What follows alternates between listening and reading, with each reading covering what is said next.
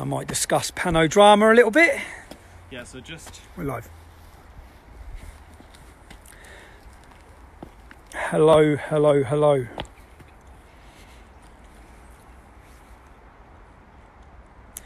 Shamima, is it Begum? Is that how you say it? The little jihadi bride who's our responsibility apparently.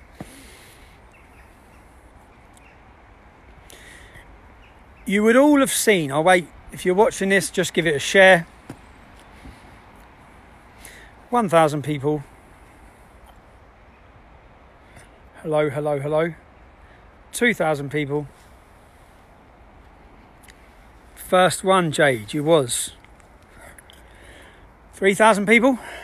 Keep sharing, please. Keep sharing. We've all heard that little jihadi bride has had a baby. Brilliant news, hey? It's her third baby. Her last two died in Syria. What a great mum. Now, 4,000 people. Keep sharing. 5,000 people. Keep sharing. Now, there's something the media aren't telling you. And it takes 5 minutes to research.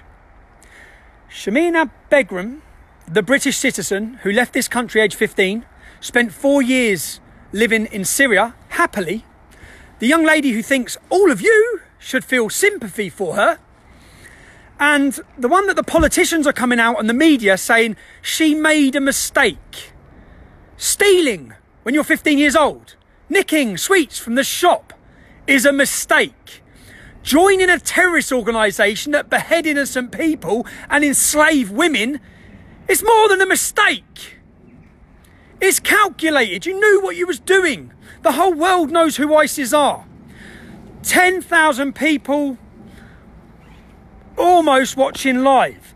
You'd all have heard recently, today, yesterday, she's had a baby. It's a British baby, apparently, we keep getting told. She has named her baby Jarrah. Have any of the media told you any significance to that name? Probably not. We're all supposed to believe she's named after some beautiful... I wonder what that name means. I wonder what Jarrah means. I wonder who that was. Abu bin Jarrah, a 13th century jihadi warlord who massacred and murdered, who beheaded the Jews, who butchered the Jewish tribe of Kahiba. I know I've said that wrong, but I don't care, okay? That is the name she chose for her little beautiful jihadi baby that will probably be in a nursery with one of your children soon in East London. Jarrah.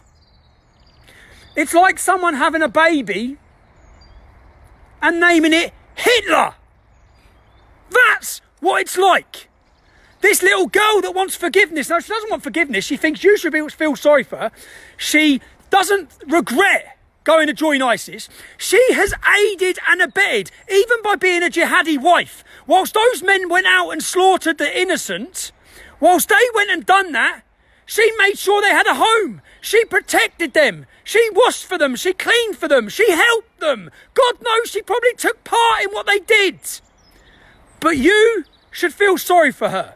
She will come back to this country. She will be given a house before any of the ex-servicemen who are freezing and dying on the streets of this country. Because Jacob Rees-Mogg, the toff that he is, believes she deserves a second chance. She was 15 when she went. She deserved a second chance. How many of the 15-year-old girls blown up in Manchester by another jihadi, how many of them deserve another chance? You want to send our soldiers away. And the fact that our country are even having this debate, the fact that the media are sitting there putting out little interviews with her like she deserves sympathy. Her dad's sitting on your TV with a little teddy bear stroking it with a Chelsea top on. Her dad is a jihadi. Her dad hung around with Lee Rigby's killer. Her dad burned American flags outside the embassy whilst cheering death to the West. That's who our media... You know when our journalists sit down and interview him? Why are they not saying that to him? Why Why are they sitting there asking about his poor little daughter? Why aren't they saying to him, you're a jihadi, mate? It's your fault your daughter was radicalised. You radicalised her. Don't talk about her being radicalised when you were part of the problem. So if her dad loves her that much, why don't he get on a plane and go join her?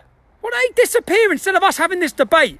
But the main point in this, which please share it far and wide, Jarrah, her new little baby, is named after a mass murdering, paedophilic warlord from the 13th century, Abu bin Jarrah. Nice. Why are we even having this debate? Stressed me out, that did. That's my little rant anyway. It's got my blood pressure going. Because I've watched this for days. I've watched this for days, this debate being had. Why are we even having this debate? Donald Trump's come out and said that Europe must take responsibility for the 800 jihadis that have been arrested that are from our countries. Yeah, we'll take responsibility. They all need a bullet in their head. They've gone over and joined a murderous cult to go to war against the West. They've rejoiced and celebrated whenever we've been attacked and our people have been maimed and killed. You know that Shamima Begum has celebrated that. Why does Shamima Begum want to come home now? Because ISIS are defeated. Now she wants to come home. If they were in control, still, she'd be living there happily, participating in their war.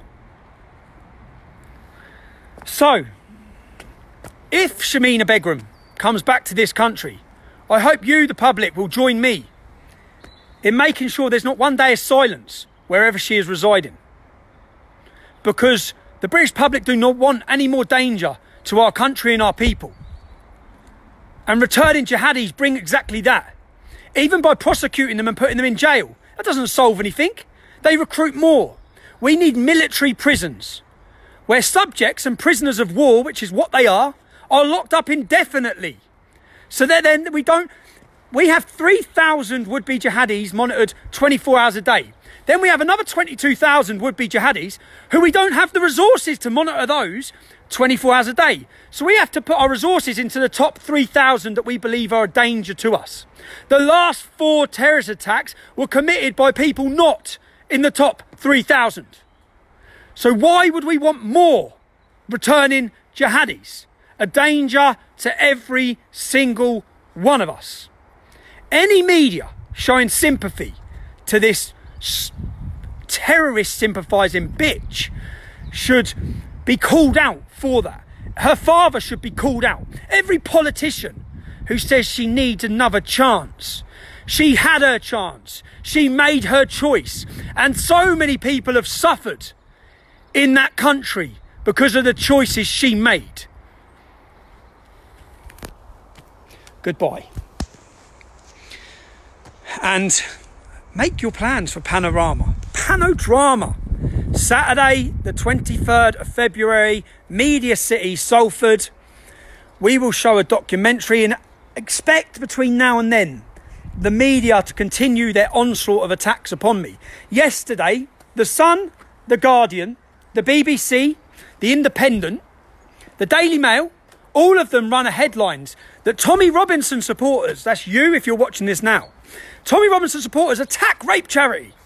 No, a rape charity had a banner that was for black Asian victims of rape.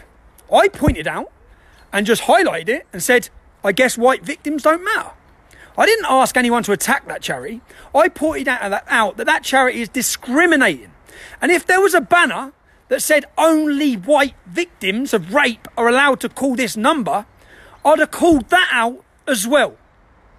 Reverse racism against white people seems to be accepted. I've just read a banner of Muslims only, a day in Leicester. Muslims only. If there was a banner that read non-Muslims only, people would be in uproar. Every one of you fake news elite journalists sitting there watching this, you'd all be running your little typewriters writing about that. But how many of you have reported anything on Panodrama? Not one.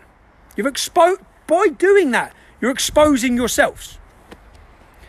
See you all at the takedown of Panodrama, February 23rd in Salford. Little baby Jarrah coming to a nursery near you.